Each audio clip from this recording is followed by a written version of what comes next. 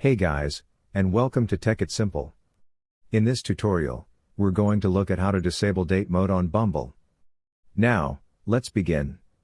Do note that I have already installed Bumble on my mobile device, and if you have not, do install it and log into your account right now. I'm simply going to open up Bumble, and there you go, this is Bumble. Now, let's try to disable date mode right now. What we want to do is simply go to Profile.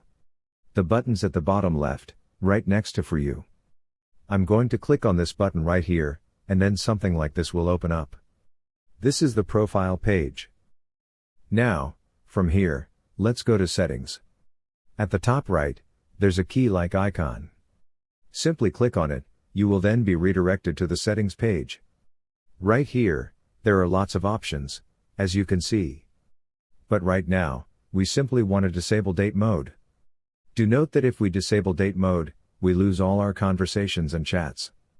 Date at your own risk.